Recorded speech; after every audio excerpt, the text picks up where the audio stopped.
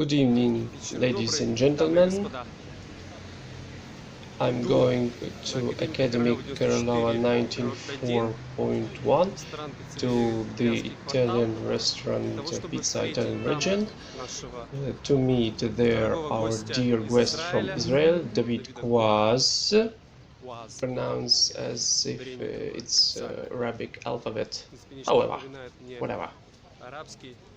So we need to meet him, to have a conversation with him, and so to share libertarian experience in Ukraine and to receive libertarian experience from him, though he's not a capitalist and we are minarchists.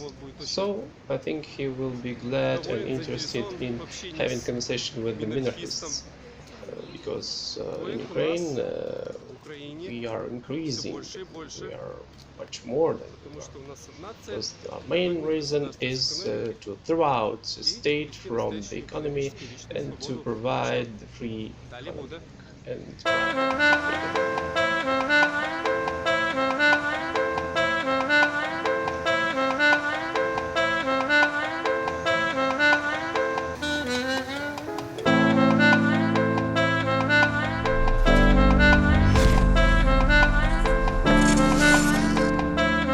Hello dear viewers, libertarians.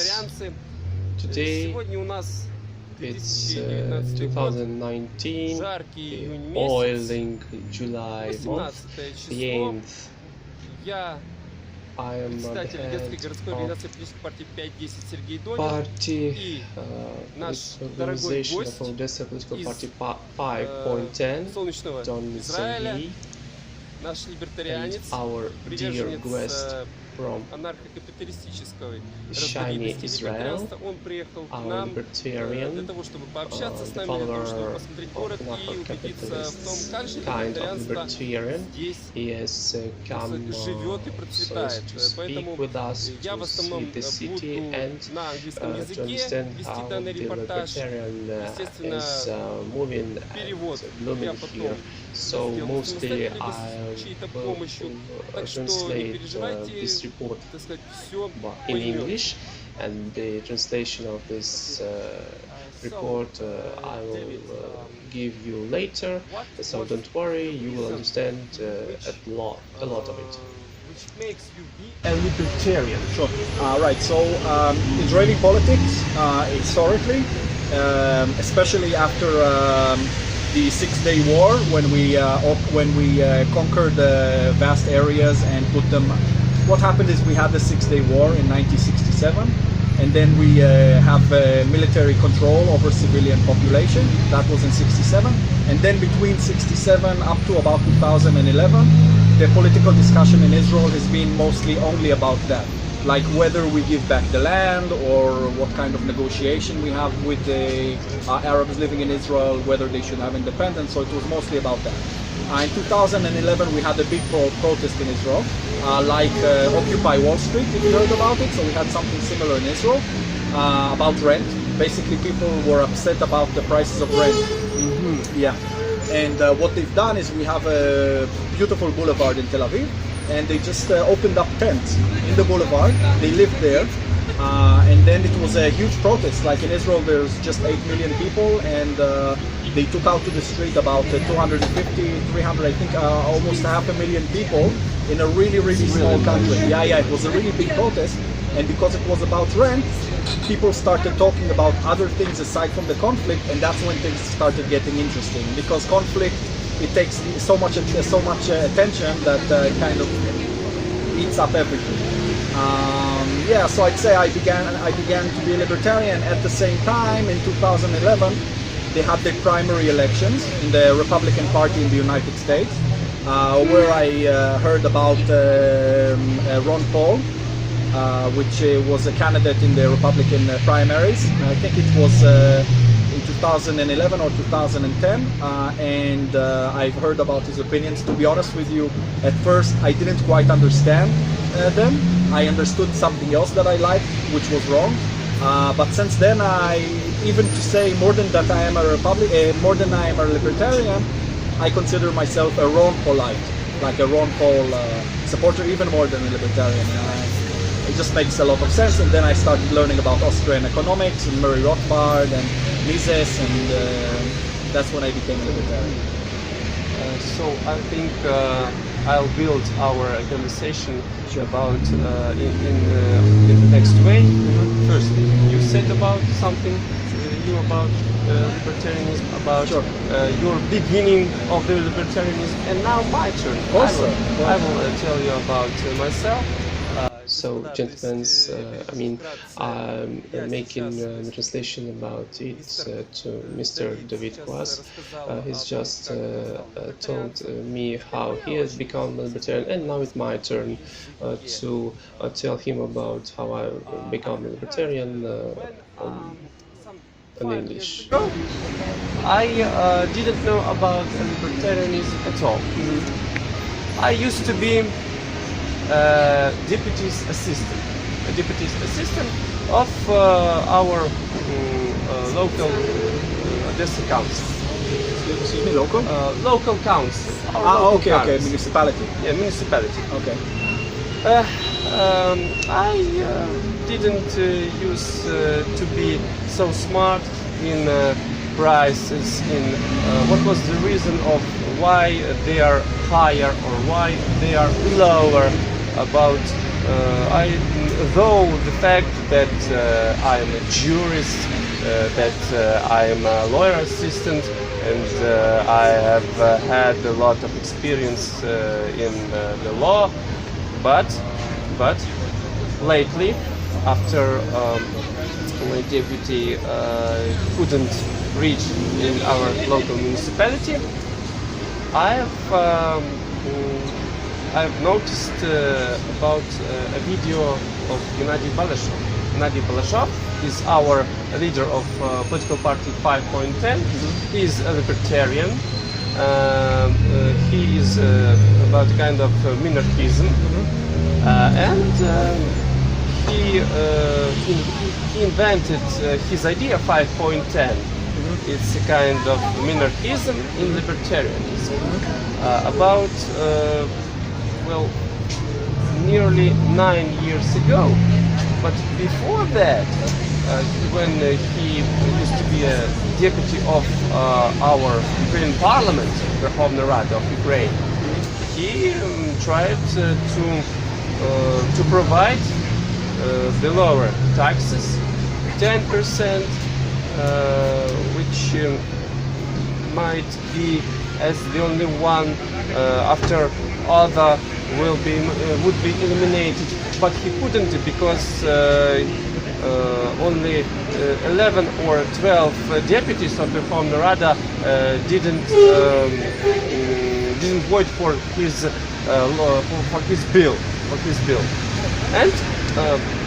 And when I saw this video about fighting against the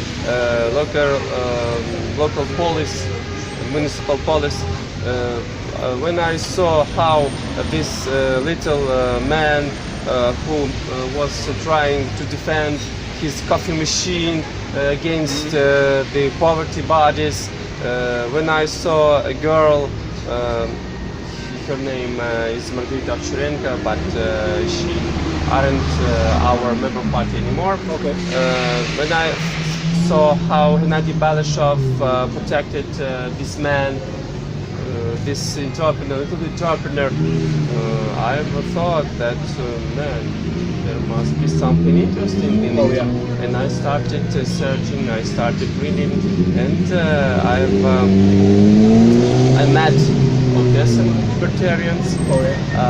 I started to support them, though I'm not so rich person, but I started to spend my time, my activity on it. I tried to do what I best so as to spread libertarianism in Odessa, and now I've become the leader of libertarianism in Odessa, and now I've got to find the more libertarians, so as to spread libertarianism in Odessa as fast as possible.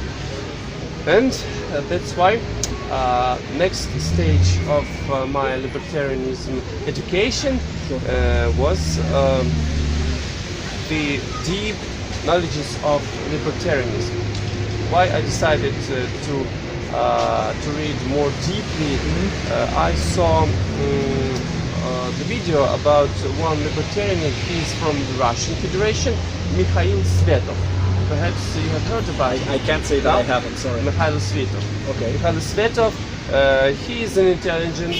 He's from the Russian Federation. He's from the Moscow, and he's one of the libertarianist leader of Russian Federation. Beautiful. Yes, and he told about the libertarianism theory. So I started to do the same as you are, but it was a bit late than in your way. It was late, but it sounds like you've done a much more thorough job than I have. Well, thank you. Yes, I did, and I found that Ludwig Mises has Ukrainian, something Ukrainian, and I was very proud of it. Yes. And I started to read about, of course, Ayn Rand. I struggled. It's a great book, so as to open your space and your mind, and to love, to start loving the libertarianism. So it's like an adventure when you are reading this book. So I finished this stage, and now I think I'm going to up the new step of libertarianism. So. And that's great that you've come here, so as to share your experience of libertarianism, and we can share it with you, followers and listeners as well. That we're sharing the experience with all of you, dear citizens.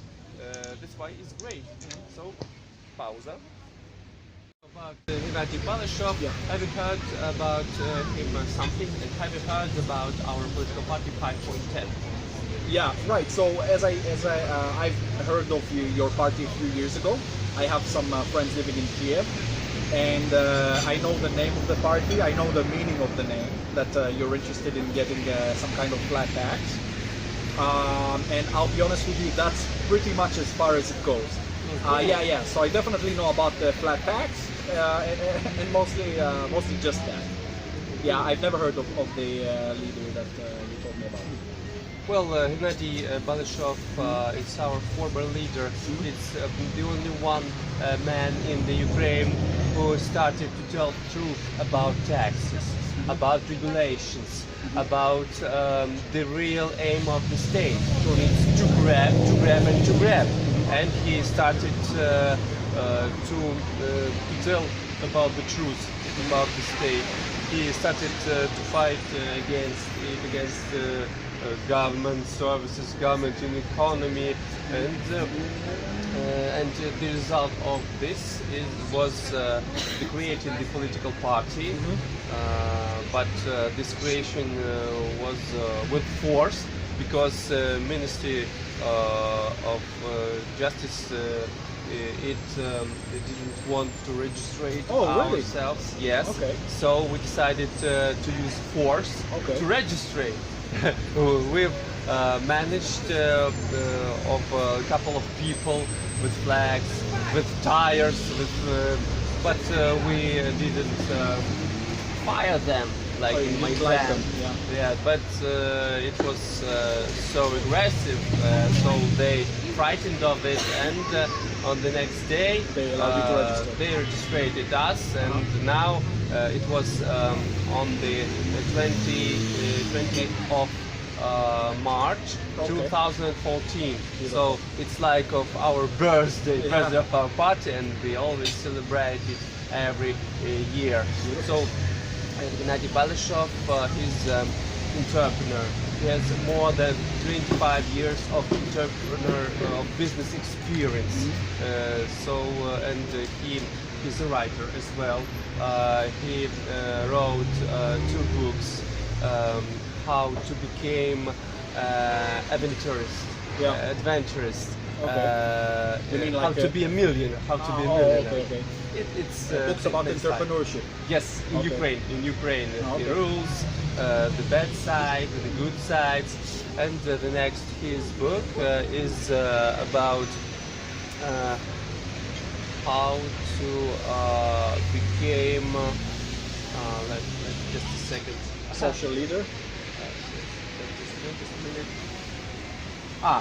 How to be a monarchy. How to be a king. Monarchy. A That's king. beautiful. It means the king in politics. Okay. The king in business. Business, yeah. This is the right meaning of it. And he's going to write the third part. Okay. But he's thinking of which the name of it must be. It's about how to become not like a Yeshua. It's about how to become святой. Святой, как по-английски, я просто забыл. Святой. Saint. Hey, how to become a saint. How to become a saint. I'm very sorry because of this fruitful communication in English. Sometimes I forget English words because I'm not well practiced in it. It's great. It's great because I studied English. I have studied it for 2 years. Oh, okay. In a special English school. It has name Chkalovsky Bell English School in Odessa. It's one of the famous English school in our city. Beautiful. And one of the oldest one. Oh, okay. So in the group of such people as I am, I've trained upper intermediate level, but I hope I will get a chance to prove it, to make an advanced stage, because I really adore English. Yeah.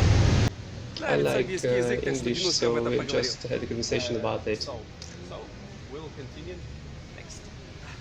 So David, what do you think about the nostalgia about Soviet Union in Ukraine? Right. So it's hard for me to say specifically about Ukraine, but I can tell you in general in post-Soviet countries. So the thing that people sometimes don't understand is that the damage that socialism has done, I mean, of course, it's terrible, and you can see it everywhere in the post-Soviet world. But there's 2 things that arise this post-Soviet nostalgia. So the first is the fact that these people were young, and being young is better than being not young for feeling. For example, they've done some research, and they said that people had better lives under socialism. Yeah, of course, like it's better to be young than to be old. And the other point that's really interesting is the fact that even the poor living standard that was in the Soviet Union in all of its stages was unsustainable. It's not that they had this system that was working and providing, and everything that they had was owned and like done was on its own. They were living on suspended money, and eventually they just went. Eventually they just went bankrupt. So it's not as if I mean, you're nostalgic. It's as if like you decide to take a mortgage, for example, and instead of buying a house you buy with your big loan, you just take a month of your life and spend all the money that you have, right? And then, I don't know, if you spend a house in a month, you can drive around in a Ferrari in the week, you can go to the best hotel, you can gamble, do everything you want. And then you spend the rest of your life paying back the money. So with socialism it was the same. The living standard was really poor, but even that was unsustainable. They simply couldn't have paid for it even if they wanted. So I think that's a really good response for post-Soviet nostalgia. Well, yes. In the end, I think this generation, when they will see, when they see the libertarianism in the practice, when they see how their kids, how their relatives who are younger than they are, how they became rich and successful. I think they change their mind, and I think it will be better late than never, and that's why my generation were people who are younger than I am. They will became libertarians, and they will show that living in libertarian is whether it's minarchism or living in the minarchism or in the anarcho-capitalism. In the end, it will be more useful, and it will be more brightful than they used to be while they were living in the USSR. Yeah, it's just actually a really interesting point on this. Is the, you know, it's something that's really beautiful. Is when people say, for example, that true socialism has never been established. So if you look at the chart, so the way true socialism works is that you have capitalism, and then as you get closer to true socialism, it gets worse, and then we haven't reached this situation. But in theory, when you reach real socialism, in theory, it's supposed to go up completely. It never does. But the thing that's really beautiful about capitalism is that it doesn't work like that. Capitalism doesn't have to be an anarcho-capitalist country, and it doesn't have to be even a minarchist country. Even if the country just becomes more capitalist a little, it can still get a lot better, and if it gets much more capitalist, it can get much better. So it's not so much about where you get, but it's about the direction that you're going. Yes, direction is the main thing of the evolution of our minds and our activity. So we'll continue. So David, what would you like to tell to our listeners, to our followers in the end? What's your expressions about your visit to Odessa? Yeah. Okay. So first of all, Odessa is really beautiful, and it's very nice in here, and it seems that you have very nice beaches and nice atmosphere here. I also came when the weather is great. Of course, I want to dedicate this interview to the political prisoners in Israel, specifically my good friend and roommate Raz Cronenberg, who is currently sitting in prison in Israel for 3 months, although he's never been sentenced for crimes that he did not commit, just for accusation. He's never been actually sentenced. He's just under arrest for 3 months already. So I hope that we see the liberation of the political prisoners in Israel soon. And that's something that is really important to me. So thank you for your sincerity. Thank you for your emotions, for your piece of knowledge of libertarianism. Thank you for your personality, because it's very important for our listeners, for our Ukrainian libertarians, to look, to find out that there are lots of libertarianism outside of the Ukraine, and that we are not alone in this world. Sure. And we